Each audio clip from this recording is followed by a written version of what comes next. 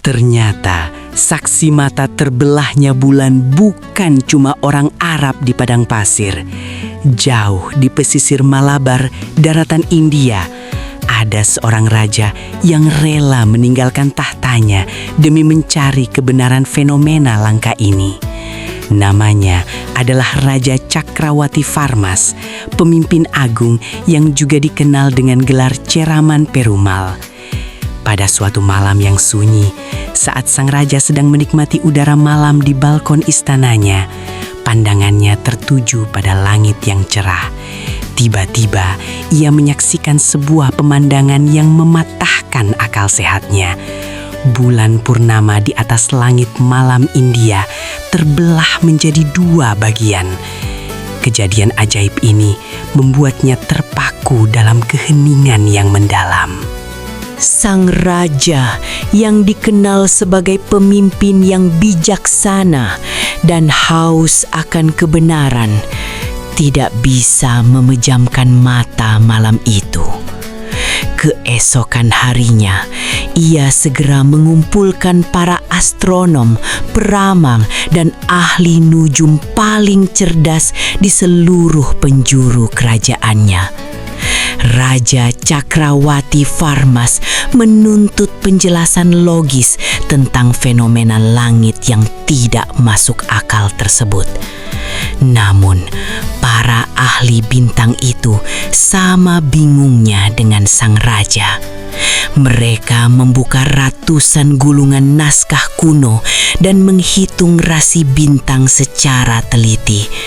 Namun, tidak ada satu pun catatan sejarah astronomi yang bisa menjelaskan mengapa bulan bisa terbelah. Kegelisahan sang raja pun semakin memuncak menjadi teka-teki abadi. Waktu terus berlalu, namun ingatan tentang bulan yang terbelah tidak pernah pudar dari ingatan sang raja. Hingga suatu hari, pelabuhan kerajaannya kedatangan serombongan pedagang yang berlayar jauh dari tanah Arab. Sang raja yang selalu ingin tahu mengundang para pedagang itu ke istananya. Dalam perbincangan hangat tersebut, para musafir Arab menceritakan sebuah kejadian luar biasa yang sedang menggemparkan Jazirah Arabia. Mereka bercerita tentang munculnya seorang utusan Tuhan di kota Mekah yang sebagai bukti kenabiannya telah membelah bulan di angkasa. Mendengar hal itu, tubuh sang raja bergetar hebat karena teka-teki besarnya akhirnya terjawab. Penemuan fakta ini membawa perubahan spiritual yang sangat besar dalam jiwa Raja Cakrawati Farmas. Cahaya kebenaran telah menembus relung hatinya dengan begitu kuat. Tanpa ragu sedikit pun, sang raja membuat sebuah keputusan ekstrim yang mengejutkan seluruh penduduk negerinya. Ia memutuskan untuk turun tahta, melepaskan segala atribut kebesarannya, dan menyerahkan kepemimpinan kerajaannya kepada para penerusnya.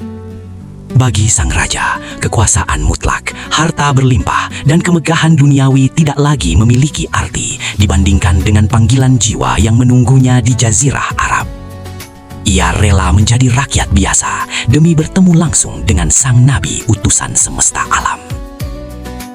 Perjalanan epik sang mantan raja, penguasa pesisir Malabar, pun dimulai. Ia harus menyeberangi lautan ganas Samudra Hindia yang penuh badai menuju pesisir Arabia. Setibanya di sana, ujian belum berakhir. Ia harus menempuh perjalanan darat yang sangat melelahkan, melintasi hamparan gurun pasir yang panas, gersang, dan tak berujung. Pria yang dahulunya selalu tidur di atas ranjang sutra dan dilayani oleh ribuan pelayan, kini harus bertahan menahan dahaga, melawan badai pasir, dan menantang teriknya matahari. Namun, tidak ada sedikit pun penyesalan, karena di dalam dadanya menyala api kerinduan untuk melihat wajah sang pembawa cahaya kebenaran. Setelah perjalanan panjang yang menguras sisa-sisa tenaga dan usianya, sang musafir tangguh dari India ini akhirnya tiba di tempat tujuannya. Momen bersejarah yang ditunggu-tunggu pun terjadi. Sang mantan raja dengan penuh kerendahan hati bersimpuh di hadapan Rasulullah. Sebagai tanda penghormatan dari negerinya, ia mempersembahkan sebuah hadiah berupa manisan jahe khas India yang dikemas dalam guci. Dengan air mata haru yang menetes membasahi janggutnya, mantan penguasa Malabar itu mengucapkan 2 kalimat syahadat di hadapan para sahabat. Rasulullah menyambutnya dengan penuh kehangatan dan memberinya nama baru yang sangat indah, yaitu Tajuddin, sang mahkota agama. Setelah beberapa waktu menetap untuk merasakan kedamaian dan menimba ilmu agama secara langsung, Tajuddin memohon izin untuk pulang.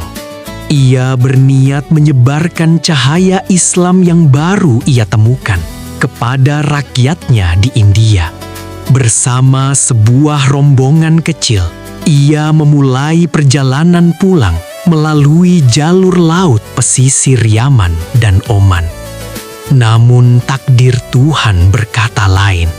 Di tengah perjalanannya menyusuri pesisir selatan Arabia, tepatnya di wilayah Dhofar kuno, kondisi kesehatannya menurun drastis.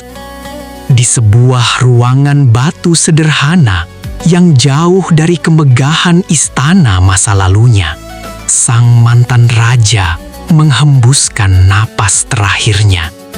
Ia wafat dengan senyuman damai sebagai seorang muslim sejati. Meskipun jasad Tajuddin bersemayam jauh di pesisir Oman, semangat dan pesan terakhirnya berhasil sampai ke kampung halamannya. Rombongan sahabat yang menemaninya tetap melanjutkan perjalanan ke India dengan membawa surat wasiat dari sang mantan raja. Setibanya di Kerala, mereka disambut dengan sangat hormat oleh penguasa setempat. Di tanah kelahirannya itulah didirikan Masjid Cheraman Juma, masjid pertama di benua India yang masih berdiri kokoh hingga hari ini. Kisah Raja Cakrawati Farmas menjadi bukti sejarah abadi.